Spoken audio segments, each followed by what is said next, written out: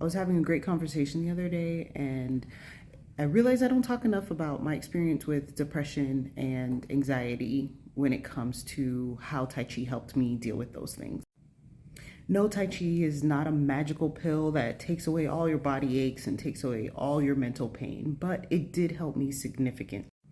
I'm a big advocate for mental health when it comes to seeing therapists and getting medication if you want, but I know that physical activity is also a component. And for me, Tai Chi was the best thing that came into my life. So, the main way that it helps in the most simple terms that I think I can explain it in is that it creates a mind and body connection. So we walk around the world and we think that, oh, because we think like our arms can move because we decide to pick something up, or our legs move because we decide to take a step, that our minds and bodies are connected. And yes, that is literally a connection, but that's a passive connection. You don't actually think, let me pick up this glass. You just have an intention to pick up the glass, and the glass gets picked up. And so Tai Chi forms that intention intentionally, I guess you could say, where you have to turn your awareness inside into yourself and intentionally feel your body connection, feel the makeup of yourself. And so when it comes to anxiety, a lot of my anxiety is from feeling out of control. I want to have control of things and I have no control. I don't feel listened to. I don't feel appreciated, all of those kinds of things.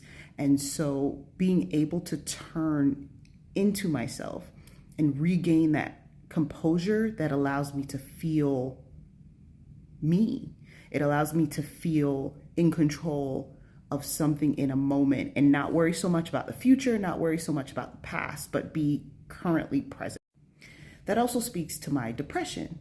So when I'm having those thoughts that are very dark, my depression goes very dark.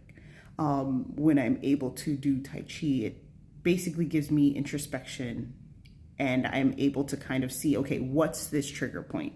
Like I tend to have a trigger that spirals me down. So I can sit with that and say, okay, what's this trigger point before I continue to spiral this darkness into every aspect of my life? Something happened. Something is making me feel unworthy. Something is making me feel out of sorts. And so I'm able to sit with that and figure that out most of the time. And no, it's not an instant thing where I go ahead and I do a Tai Chi practice and by the end of it, I feel like roses and rainbows. But it does allow me to remember that everything only matters if it's happening in this specific moment that you're dealing with. Tomorrow doesn't matter if you can't get there. And yesterday doesn't matter because it already happened.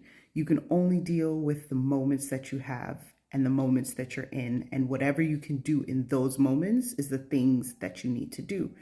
It doesn't mean that you can't plan for the future and look forward to the future. However, if you're feeling out of control or you're feeling just lost, being able to center into yourself and come back to the reality of what exactly is happening right now, that is an invaluable tool.